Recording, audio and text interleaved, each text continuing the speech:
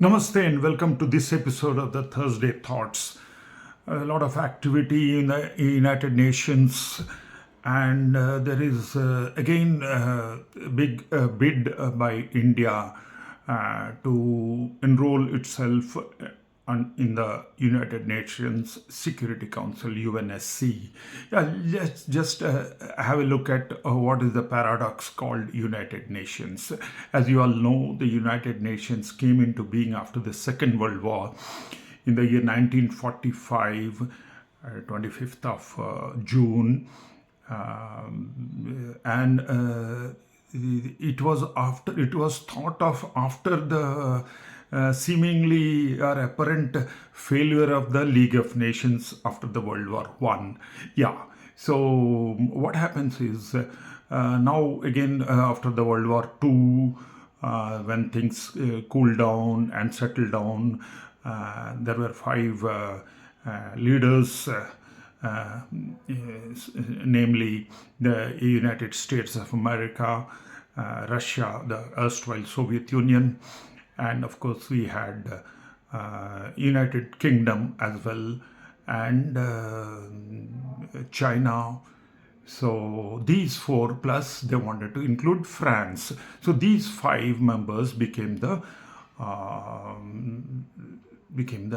permanent members of the United Nations Security Council, and namely, let me repeat again, United States of America and Russia and China. Of course, China was included later.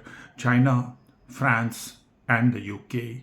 Now, as per the population, the recent population survey, you would have seen that India is the most populous country on the face of Earth, on the surface of Earth. It has overtaken China even. Then, and India is the biggest democracy since long. It is because no other country as populous as India follows democracy, and in the grassroots level that too, like India. So, and India doesn't find a place in the United Nations Security Council. Yeah, these are the paradoxes that our United Nations is built upon. And times are changing, times have to change, and rules have to change. You have to go with the time. Now that with IT booming all over the world and India taking the lead, and India, I think, establishes itself as a major player in the international IT sector, as well as even in manufacturing sector. To the recent figures that say that India's contribution to the world, the global GDP was 7.59% in 2023. It is expected to rise to 9.63% in 2027, and in 2040 we are going to be 30% of the global GDP will come from India. So no wonders, it is all because of the IT sector boom. And you all know that there are 40% of digital transactions of the world happen in India. Such is the huge force that India is becoming slowly.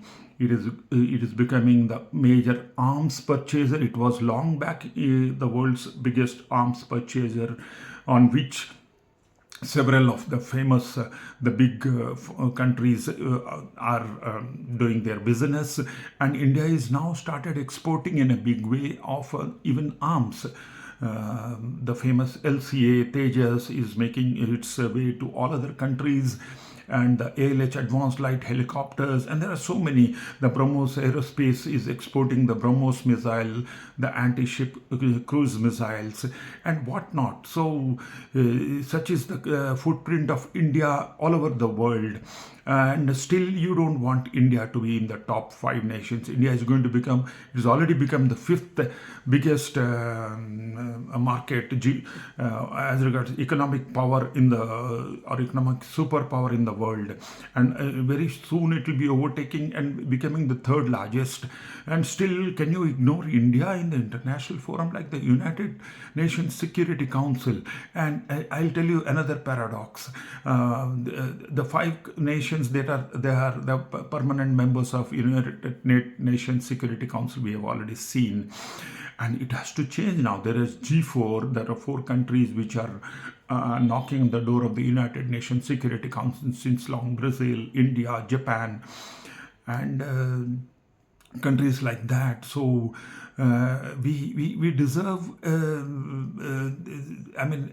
our place under the sun very much, and because India is slowly becoming a superpower in every field. I will come to you in another paradox. There are 6 languages accepted in the United Nations as official languages, and they are namely Arabic, English, Chinese, French, Russian, and Spanish. And to look at the percentage, just before this talk, I was looking at the percentages of the global population that speak these languages. They are like Arabic is 3.4%, and English of 15 to 17%. Chinese, we have got 16 to 17%. French, we have got 3.6%, and Russian 2.4%, and Spanish 6.9%. And against all these figures, you know what is the figure of people speaking Hindi, people who understand Hindi all over the world? They amount to 7.5%. So why not? Why not include Hindi in that? Why not include India in the Security Council? This is this minimum that the United Nations should restructure itself, and it has lost its it is losing its the very purpose of its existence. It's not able to do much. In fact, India has tried to negotiate between, recently you would have heard the news, between Russia and Ukraine. Our Prime Minister Shri Modi ji met Volodymyr Zelensky, the premier of Ukraine, as well as Vladimir Putin, the premier of Russia. And India wants to negotiate between the 2 countries so that they come to a ceasefire, they come to a negotiating table, and this can stop the war. This is not the era of wars. That's what 10 times, 100 times Prime Minister Modi ji has told everywhere, including in the United Nations. And our External Affairs Minister Shri Subramaniam Jai Shankar has told in no uncertain terms, India is there in favor of peace. India is there in favor of India in every forum. It is not to talk about India is speaking about the global south. Let us listen to the global south. Why there has to be a divide between north and south? So India is ready to play the negotiator's role in any of the conflicts that faces the world. So I think it's time for the world leaders to take note of this. I'm sure, of course, my talk of this will not go anywhere, but it's time our leaders also speak in the same language, that we deserve to be heard. We deserve to be there as a decider of the human race, because we were there when nobody else was around. 6,000, 10,000 years ago, when Hinduism was there, they are the Vishwagurus, and today we are ready to lead the world as Vishwaguru. Why not? Sanskrit is the oldest language on earth, and we can teach. Like when we talked about yoga, the whole world accepted. So India is ready to take the role of the Vishwaguru and find its place in the United Nations Security Council.